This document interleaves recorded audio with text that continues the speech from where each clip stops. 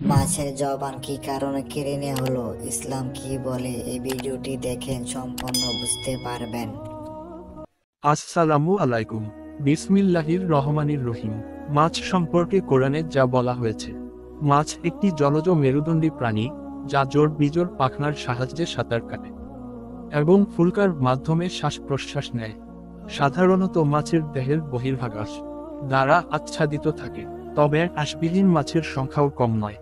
সাগরের রনাও মিষ্টি পানি, স্বাদু পানির খাল, বিল, হাওর বাওর, নদী, হ্রদ, পুকুর, ডবা, যেখানেই পানি আছে সেখানেই মাছের অস্তিত্ব পাওয়া যায়।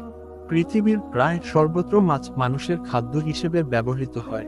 কোরআনে মাছের বর্ণনা, মহান আল্লাহ ইরশাদ করেন, তিনি আল্লাহ সাগরকে তোমাদের অধীন করেছেন যাতে তোমরা তা থেকে তাজা গোশত আহার করতে পারো এবং যাতে তা থেকে রত্নাবলী আহরণ করতে পারো যা তোমরা অলংকার রূপে পরিধান করো।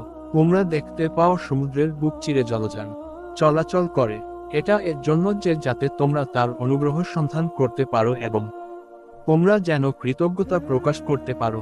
সূরা নাহল আয়াত 14। খাদ্য হিসেবে মাছ সুস্বাদু।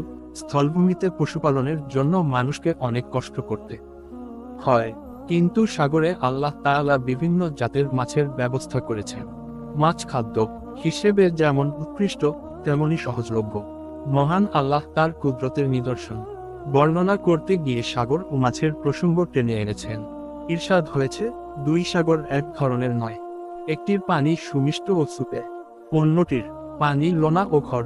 প্রতিটি থেকে তোমরা তাজা গোশত আহার করো। সূরা ফাতির আয়াত 12। মাছের জবাই জরুরি নয়। উল্লিখিত আয়াতে তাজা মাছ বোঝাতে টাটকা গোশত শব্দটি ব্যবহার করা হয়েছে। এতে ইঙ্গিত করা হয়েছে অন্যান্য হালাল জীবের মতো মাছকে জবাই করা জরুরি নয়, এ যেন আপনি তৈরি গোশত। এর ছাড়া হাদিসে মৃত মাছ খাওয়া বৈধ বলে ঘোষণা করা হয়েছে। মানব জীবনে মাছের গুরুত্বের কথা বিবেচনা করে ইহরাম অবস্থায়ও মাছ শিকারের অনুমতি দেওয়া হয়েছে। মাছ সম্পর্কে পবিত্র কোরআনে একাধিক আয়াত আছে। মাছ শিকার করা সম্পর্কে পবিত্র কোরআনে এসেছে, তোমাদের জন্য সাগরের শিকার ও তা খাওয়া হালাল করা হয়েছে, তোমাদেরও পর্যটকদের ভোগের জন্য। সূরা মায়দা আয়াত 96। আয়াতগুলোর বাচনভঙ্গি থেকে বোঝা যায় মানুষের কল্যাণে মাছ শিকারের প্রচলিত পদ্ধতি, যেমন আকড়া, কুচ, বড়শি, জাল ইত্যাদির মাধ্যমে মাছ ধরা হালাল করে দেওয়া হয়েছে। মাছ আল্লাহর বিশেষ নিয়ামত। মাছ ও জলজ প্রাণীর বিধানে এমন নমনীয়তা প্রদর্শন সত্যি আল্লাহর বিশেষ করুণা ও অনুগ্রহের পরিচয়। সুতরাং এই নিয়ামতের যথাযথ ব্যবহার ও শুকরিয়া আদায় করাও বান্দার অপরিহার্য কর্তব্য। তাই যে কোনো উপায় মাছের বংশ নির্মূল করা নিষিদ্ধ, সময়ে মাছ শিকার করা, শত্রুতাবশত কারো পুকুরে বিষাক্ত দ্রব্য মিশ্রিত করা গর্হিত অপরাধ। কেননা নিয়ামতের অকৃতজ্ঞতা ও অনিয়ন্ত্রিত ব্যবহার নিয়ামত ছিনিয়ে নেওয়ার অন্যতম কারণ। মাছের অপব্যবহারের কঠিন শাস্তি। মাছের নিষিদ্ধ ব্যবহারের কারণে অতীতে পৃথিবীতে আসমানি আযাব নেমে এসেছে এবং সূত্র ধরে কিছু মানুষকে বানরে পরিণত করা হয়েছে। বনী ইসরায়েলের জন্য শনিবার ইবাদত করার জন্য নির্দিষ্ট ছিল। ওই দিন পার্থিব কাজকর্ম নিষিদ্ধ ছিল। লোহিত সাগরের উপকূলবর্তী ইলাত নামক স্থানের অধিবাসীরা এই দিনে মৎস্য শিকার করে আল্লাহর আদেশ লঙ্ঘন করেছিল। আল্লাহ তাদের দৃষ্টান্তমূলক শাস্তি দেন।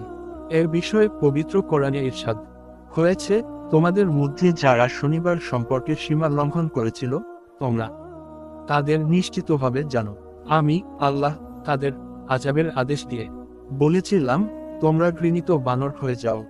আমি তা তাদের সমসাময়িক ও পরবর্তীদের জন্য দৃষ্টান্তস্বরূপ ও মুত্তাকিদের জন্য উপদেশ স্বরূপ করেছি।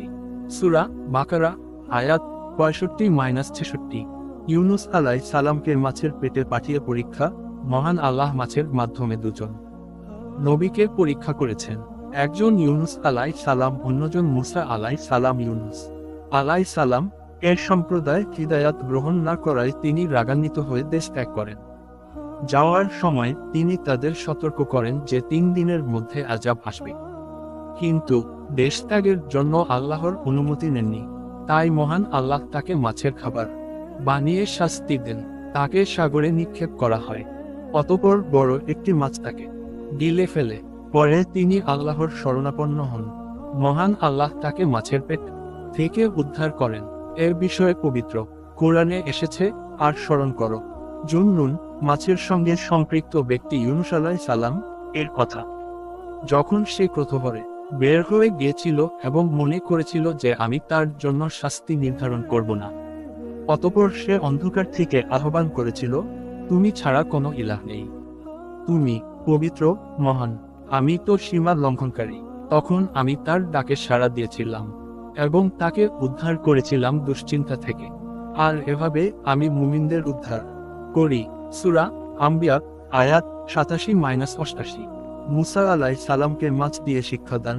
মাছ দিয়ে পরীক্ষা করা হয় মুসা আলাইহিস সালামকে।